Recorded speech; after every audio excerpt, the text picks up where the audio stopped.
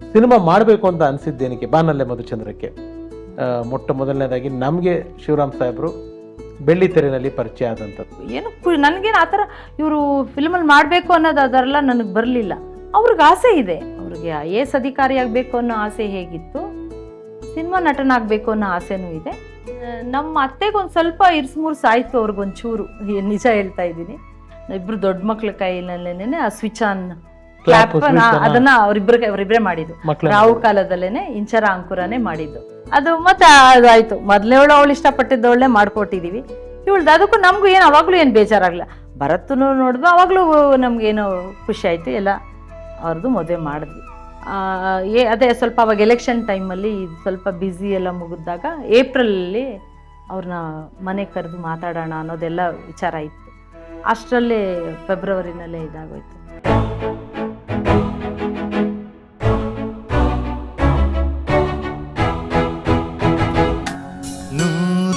ನೂರೊಂದು ನೆನಪು. ಈ ಬಿಸಿ ಒಡನಾಟದಲ್ಲಿ ಮಕ್ಕಳೆಷ್ಟು ಮಿಸ್ ಮಾಡ್ಕೊಳ್ಳೋರು ಅವ್ರ ಅಪ್ಪನ್ನ? ಅದೇ ಆದರೆ ಮಿಸ್ ಮಾಡ್ಕೋತಿದ್ರು ಅನ್ನೋದಕ್ಕಿಂತ ಅವ್ರಿಗೂ ಕೊಟ್ಟಿದ್ದಾರೆ, ಟೈಮ್ ಕೊಟ್ಟಿದ್ದಾರೆ. ಅಲ್ಲೆಲ್ಲ ಕರ್ಕೊಂಡು ಹೋಗ್ತಾಯಿದ್ರು, ಎಲ್ಲ ಕಡೆ ಫಾರಿನ್ ಟ್ರಿಪ್ ಮಾಡಿಸಿದ್ದಾರೆ, ಅಲ್ಲೆಲ್ಲ ಕರ್ಕೊಂಡು ಹೋಗ್ತಿದ್ರು, ಎಲ್ಲ ಬರ್ತಿದ್ರು.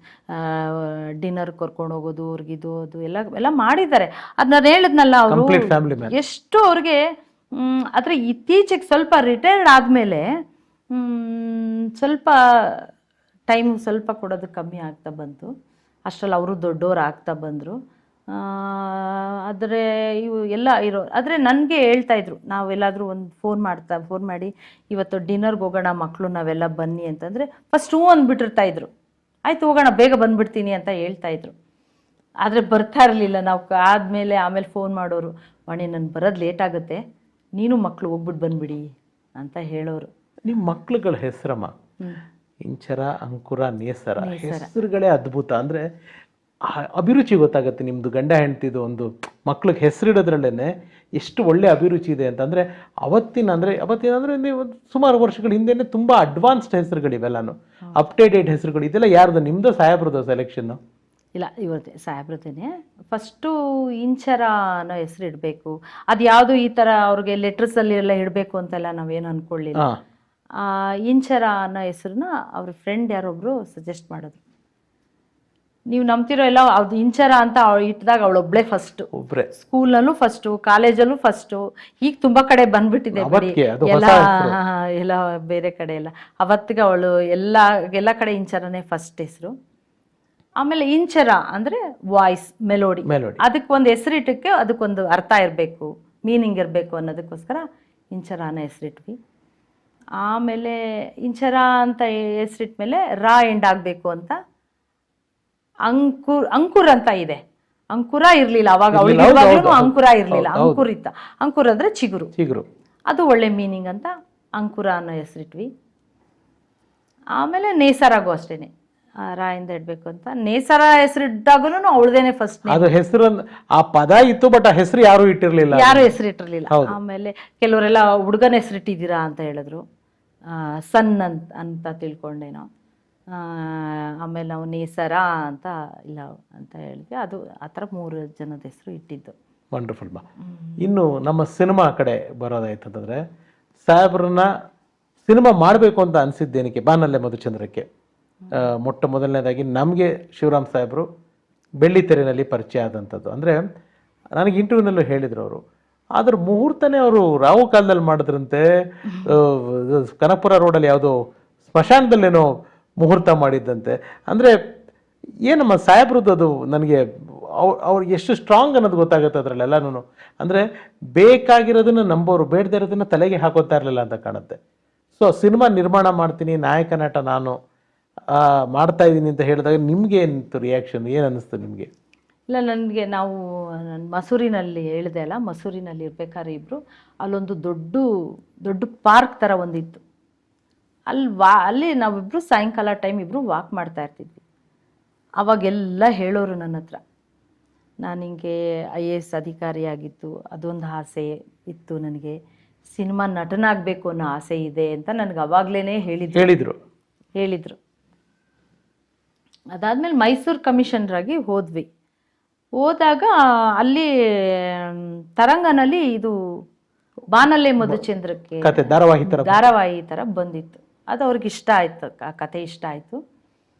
ಆಮೇಲೆ ನಾಗ್ತಿಹಳ್ಳಿ ಚಂದ್ರಶೇಖರ್ ಕೈನಲ್ಲಿ ಡೈರೆಕ್ಟ್ ಮಾಡಿಸ್ಬೇಕಂತ ಪ್ರೊಡ್ಯೂಸರ್ ಅವ್ರ ಫ್ರೆಂಡ್ ಒಬ್ಬರು ಬಾಬು ಅಂತ ಇದ್ದರು, ಅವ್ರ ಕೈನಲ್ಲಿ ಆ ಮೂವಿನ ಪ್ರೊಡ್ಯೂಸ್ ಮಾಡಿಸಿದ್ರು. ನಮಗೆಲ್ಲ ಏನು ನನಗೇನು ಆ ಥರ ಇವರು ಫಿಲ್ಮಲ್ಲಿ ಮಾಡಬೇಕು ಅನ್ನೋದು ಅದರೆಲ್ಲ ನನಗೆ ಬರಲಿಲ್ಲ.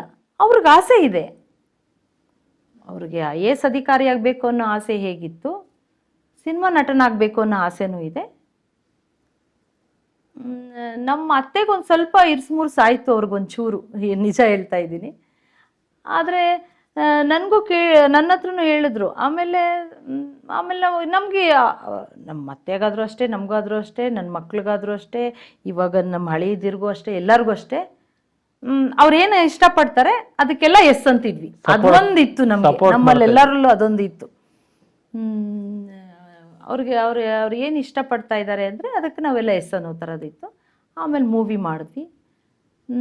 ನಾನು ಕೆಲವು ಬಟ್ಟೆ ಕಾಸ್ಟ್ಯೂಮ್ ಡಿಸೈನ್ ಎಲ್ಲ ಮಾಡಿದ್ದೀನಿ. ನಾನು ಕೆಲವು ಬಟ್ಟೆಗಳೆಲ್ಲ ಸೆಲೆಕ್ಟ್ ಮಾಡಿ ಇದು ಹೀರೋಯಿನ್ಗೆ ಹಾಕೊಂಡ್ರೆ ಚೆನ್ನಾಗಿರುತ್ತೆ, ನಿಮ್ಗೆ ಹಾಕೊಂಡ್ರೆ ಚೆನ್ನಾಗಿರುತ್ತೆ ಅನ್ನೋದೆಲ್ಲ ನಾನು ಅವಾಗ ಮಾಡಿದ್ದೀನಿ.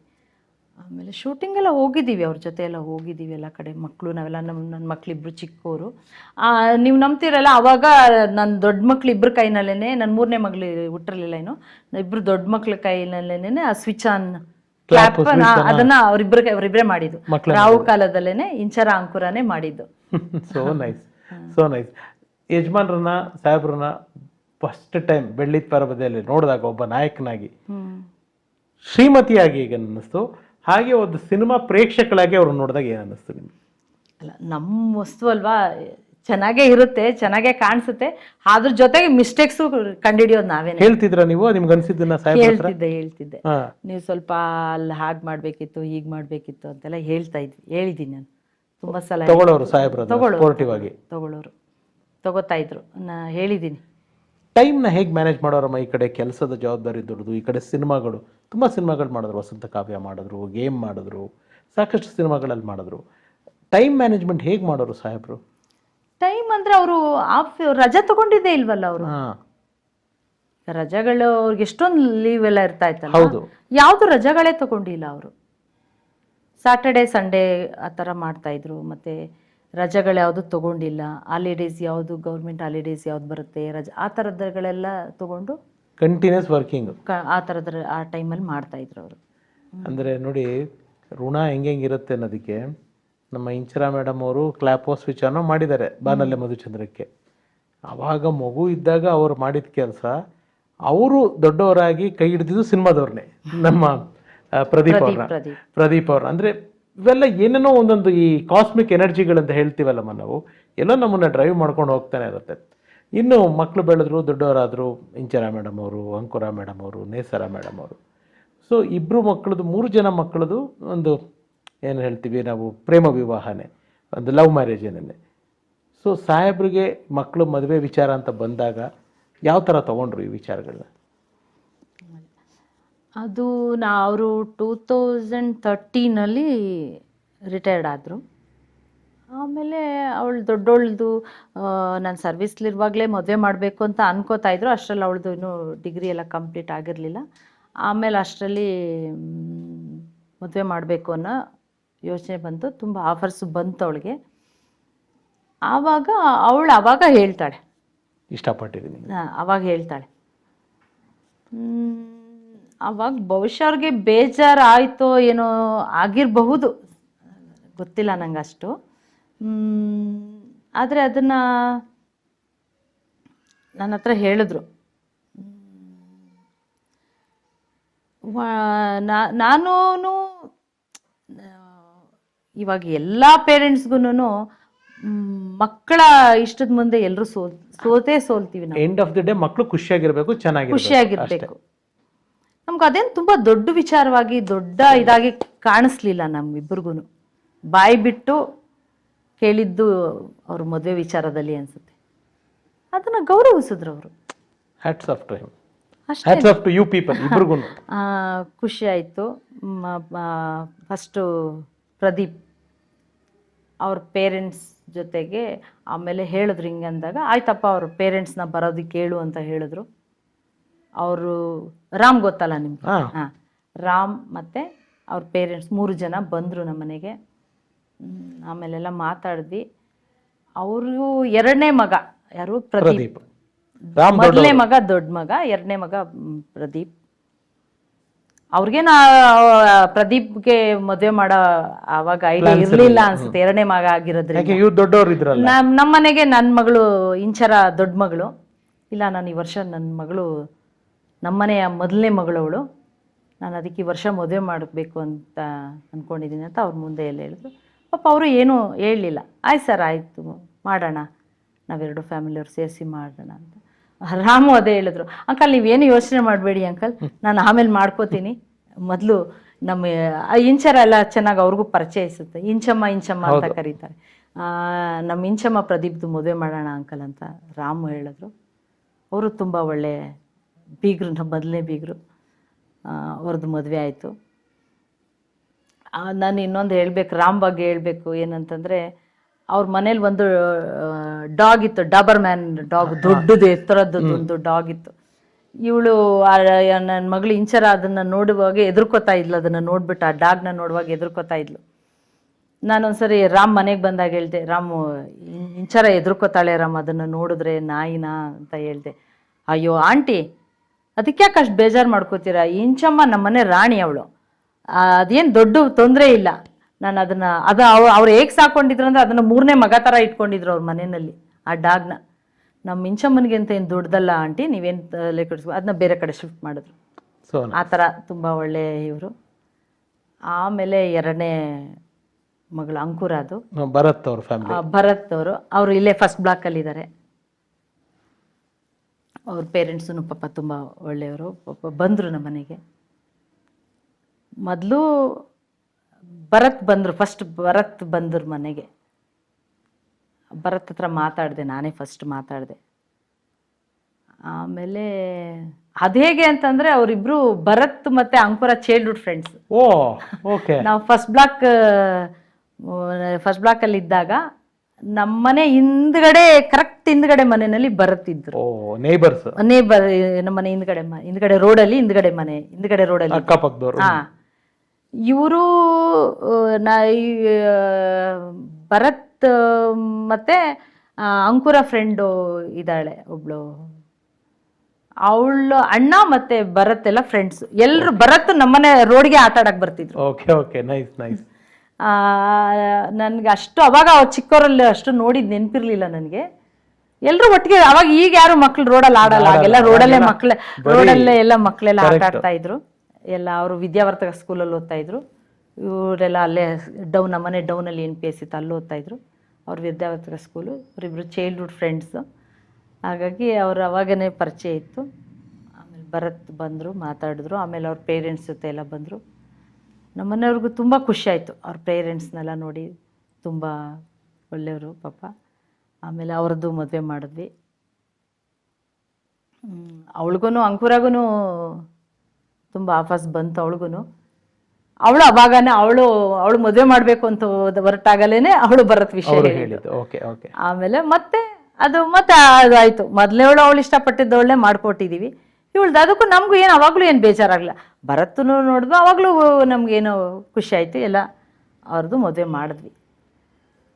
ನೇಸರ ಅದು ಆ್ಯಕ್ಚುಲಿ ಆಶೀಶ್ ಗೊತ್ತಿತ್ತು, ನೋಡಿದರು ಅವ್ರನ್ನ ನೋಡಿ ಎಲ್ಲ ಮಾತಾಡಿಸಿ ಎಲ್ಲ ಆಗಿತ್ತು. ಏಪ್ರಿಲ್ನಲ್ಲಿ ಅವ್ರನ್ನ ಮನೆಗೆ ಬರೋದಕ್ಕೂ ಹೇಳಿದ್ವಿ ನಾವು. ಅವ್ರ ಪೇರೆಂಟ್ಸ್ನ ಕರ್ಕೊಂಡು ಬರೋದಕ್ಕೂ ಹೇಳಿದ್ವಿ. ಗೊತ್ತಿತ್ತು.